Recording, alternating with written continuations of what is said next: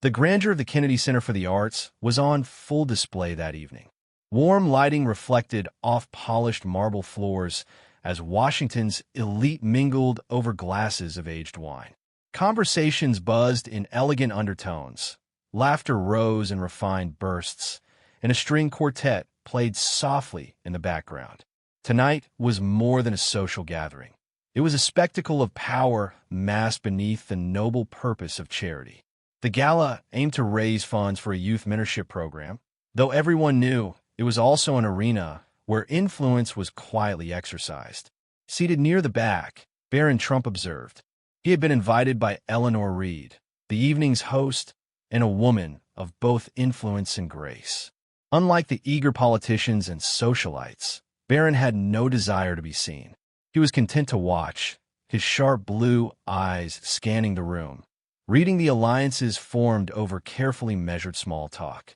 His presence didn't demand attention, but it carried weight nonetheless. At the far end of the ballroom, the stage was set for the keynote speaker. The name on everyone's lips, Jared Mitchell, a celebrated journalist known for sharp wit and sharper critiques. He prided himself on cutting through facades with humor that often bordered on cruelty. Tonight, he promised to challenge perspectives. David Carmichael, a longtime strategist and friend of Barron's father, leaned in. "Keep your guard up, kid," he murmured. "Mitchell loves an easy target." Barron offered a small nod. "I know." As the evening progressed, anticipation grew.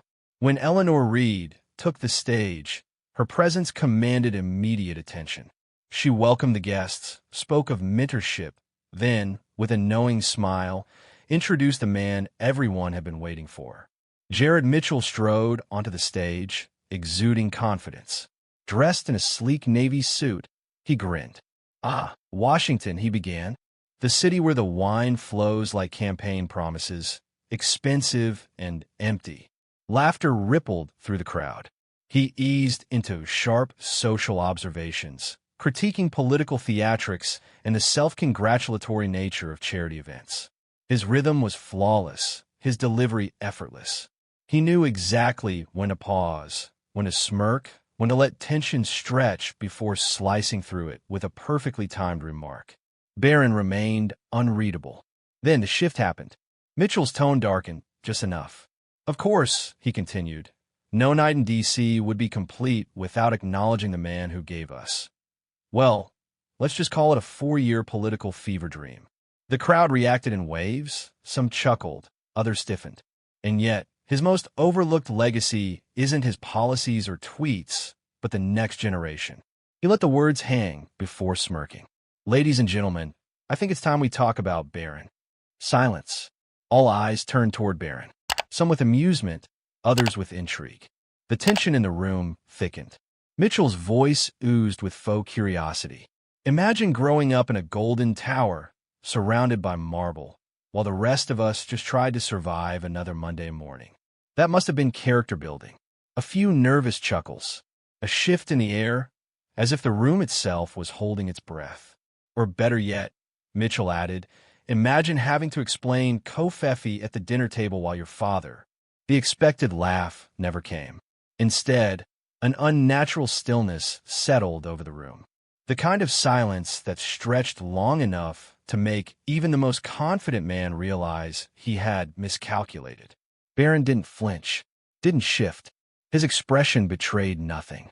Across the room, Megan Calloway, a rising journalist, instinctively lifted her phone, fingers hovering over the record button. Something about this moment, this silence, felt important. Mitchell shifted, cleared his throat. "Tough crowd," he muttered. A forced chuckle. "It's all in good fun, right?" Still, Barron said nothing. David Carmichael studied him. Sarah Kensington, the actress, crossed her arms, lips pressed into a thin line. Even Eleanor Reed looked uneasy. The tension was unbearable. And then, finally, Barron moved. With slow, deliberate precision, he pushed back his chair. The soft scrape of its legs against the marble was the only sound in the vast, silent room. He stood, tall, imposing, yet entirely composed. His posture carried no aggression, only an undeniable presence. He walked toward the stage. Every step was measured. Every second stretched into eternity. Mitchell swallowed, suddenly unsure. The room held its breath.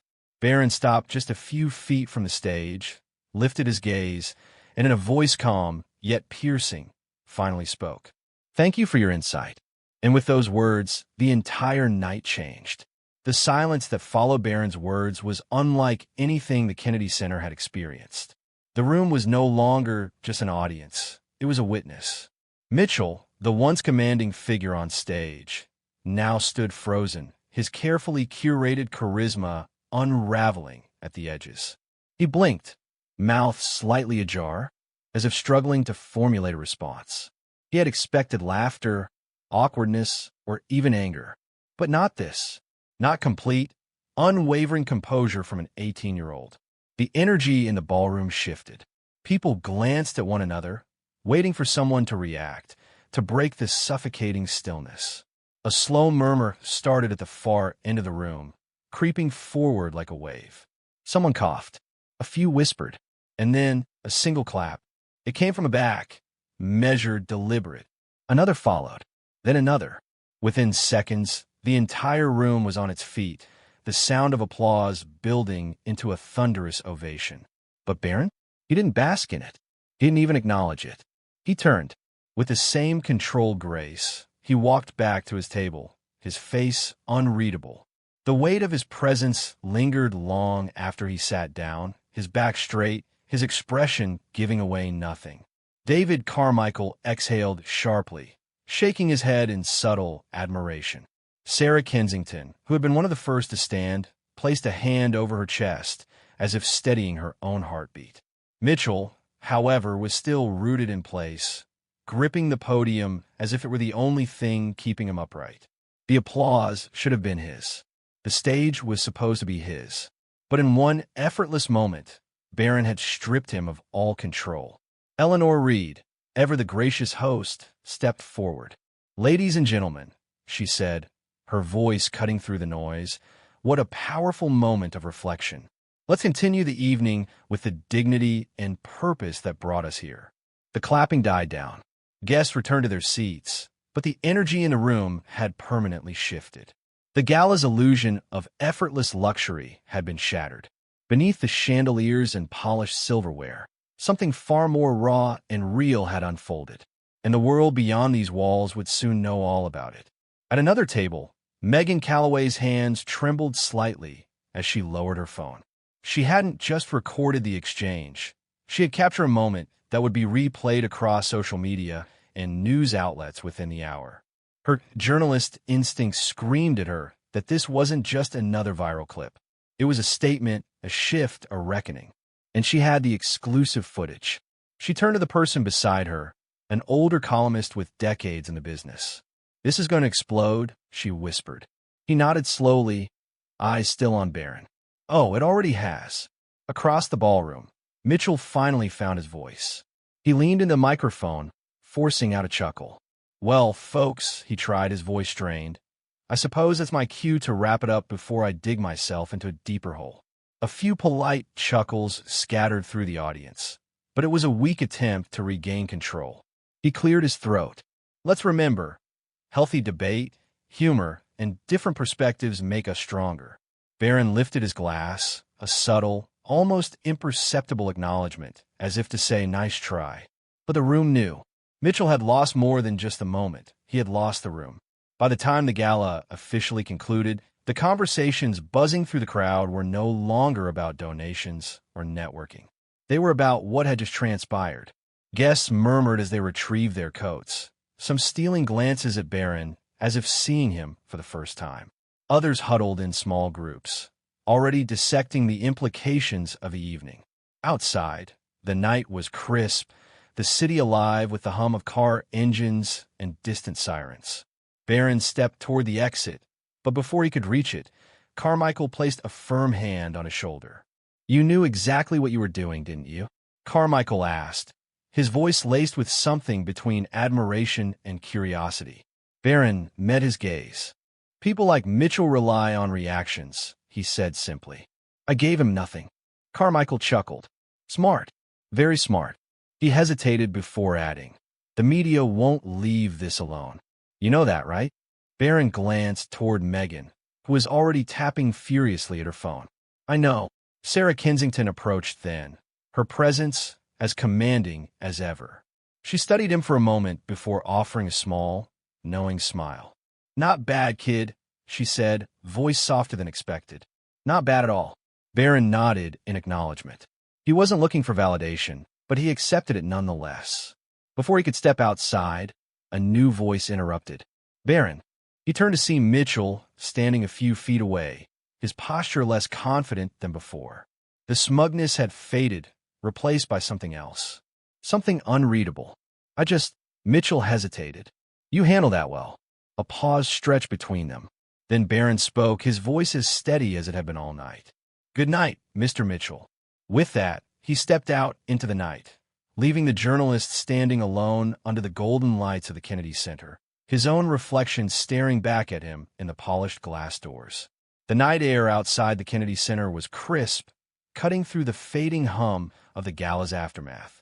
The weight of what had just unfolded still clung to the evening, lingering in the hesitant steps of the guests as they exited in quiet murmurs. The media, however, was anything but silent. Megan Calloway's fingers were relentless against her phone screen, drafting headlines, summarizing the moment, shaping the narrative before anyone else could claim it. She knew the power of momentum, and tonight Barron Trump had unknowingly given her the story of the year. Barron walked with measured steps, his breath steady against the cold. The flashes of cameras had begun, reporters who had loitered outside, now scrambling as their suspicions were confirmed. Something had happened inside, and whatever it was big. Voices rose, questions fired from every direction. "Barron, do you have a response to Mitchell's comments? What do you say to those calling this your defining moment? Do you think your father will weigh in?" He didn't slow down. He didn't acknowledge them. A composed indifference remained etched into his face as he moved towards the awaiting SUV. Carmichael was already at the door, holding it open, his sharp eyes scanning the crowd. "Get in," he murmured under his breath, though his posture remained casual, unreadable. Barron did as instructed, sliding into the back seat as the door shut with a solid thud. The city blurred past the tinted windows, streetlights casting elongated shadows as they drove deeper into the night. Inside, the air was thick with unspoken words. Carmichael finally exhaled a dry chuckle. "You sure know how to take the oxygen out of a room." Barron didn't look at him. "He underestimated me." Carmichael nodded, a smirk playing at the edge of his lips. "He underestimated your silence. That's what made it work." He paused, glancing at Barron's reflection in the window. "But you know this isn't over." Barron finally turned, meeting his gaze. "It never is." The car slowed, pulling up to the private residence. Security was already in place, discreet but thorough. As Barron stepped out, his phone vibrated in his pocket. He pulled it out, glancing at the screen. A message from an unknown number. That was impressive. Not many can turn silence into power. But be careful. This is only the beginning. Barron stared at the words, his jaw tightening just slightly. He locked the screen and slipped the phone back into his pocket, his steps even as he entered the house. Meanwhile, across the city, Jared Mitchell sat in the dim glow of his office, the remnants of a whiskey glass in his hand. The screen in front of him played back the footage from the gala, paused on the moment Barron had delivered his calm but devastating response. He had spent years crafting his reputation, dominating stages, controlling narratives. Tonight, he had lost control. His phone buzzed. He sighed, rubbing a hand over his face before answering. A familiar voice, clipped and serious. "You let a kid silence you." Mitchell leaned back, his fingers tightening around the glass. It was unexpected. It was weak. The voice was sharp, unyielding. "Fix it." The line went dead. Mitchell exhaled, his grip tightening. He wasn't done. Not yet. Across the city, social media was already ablaze. Clips of the moment had gone viral. Headlines were being written in real time. Some praised Barron's composure. Others dissected Mitchell's misstep. Late-night talk shows were adjusting their scripts. Pundits were weighing in. The conversation had begun. But beneath the noise, in the quiet spaces of Washington where real power moved unseen, another conversation was starting. One that wouldn't be played out in headlines, but in back rooms and closed-door meetings. Because if there was one thing Washington despised, it was an unpredictable player. And tonight, Barron Trump had become one. The air in Washington was different the next morning. The city moved with the same rhythm. Coffee carts setting up on the corners, suited officials moving briskly through marble-clad buildings, headlines flashing on digital billboards. But underneath it all, there was a shift. The night before had changed something, and everyone knew it. Barron sat in the back of the car, staring out at the city he had learned to read like a book. He had seen power moves unfold from a young age, had understood from the very beginning that words were weapons, silence was armor, and perception was everything. But last night had proved something to him. He wasn't just a name in the backdrop anymore. He was now in play. Carmichael was seated beside him, scrolling through his phone, expression impassive. But Barron knew him well enough by now to recognize when he was calculating. "How bad is it?" Barron asked, voice calm. Carmichael exhaled a small chuckle, shaking his head as he tossed the phone onto the seat between them. "Depends on who you ask. Some think you just humiliated Mitchell so bad he might go into exile. Others think you just put a target on your back." Barron didn't react. He didn't need to. He already knew that was the cost of what had happened. The car pulled up outside a building that didn't have an official name, but everyone who mattered knew what it was. A quiet, exclusive meeting spot where only the most powerful figures convened. Carmichael glanced at him. "You're expected inside." Barron stepped out, the crisp air biting against his skin, but he barely felt it. The weight of the moment was heavier than the cold. As he walked through the doors, he immediately felt the shift. Conversations hushed slightly, subtle glances exchanged, bodies straightened. He had been seen before, but not like this. At the head of the long mahogany table, Eleanor Reed sat with her usual poised demeanor, fingers lightly tapping against the glass of water in front of her. To her left was David Carmichael, who had clearly arrived ahead of him, and to her right, a man Barron recognized instantly, Senator Daniel Whitmore, a man whose influence spanned decades and whose decisions had shaped presidencies. "Take a seat, Barron," Eleanor said, her tone as smooth as ever, but there was something else laced within it. Interest, curiosity. He did as instructed, his posture relaxed but alert. He had been in rooms like this before, but never as the center of the conversation. Whitmore leaned forward slightly, steepling his fingers together. "You made quite an impression last night." Barron met his gaze evenly. That wasn't the goal. A soft chuckle from Carmichael. "Well, intention or not, the effect remains." Eleanor's gaze was unreadable, but there was something in her eyes that suggested she was assessing the scope of what had happened. "You didn't just silence Mitchell.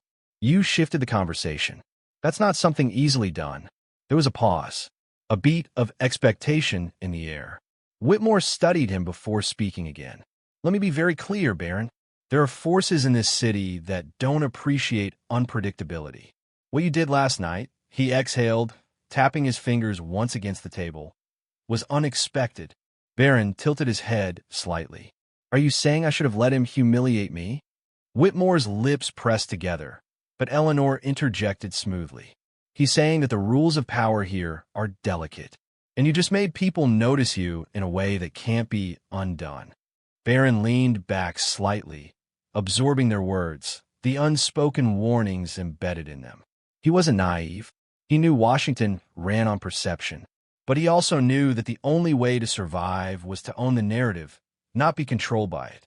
A moment passed before he spoke. "Then I suppose I better be careful with what I do next." Eleanor's lips curved into a small, knowing smile. Indeed, the meeting ended not long after, but Barron knew this wasn't the last conversation of its kind.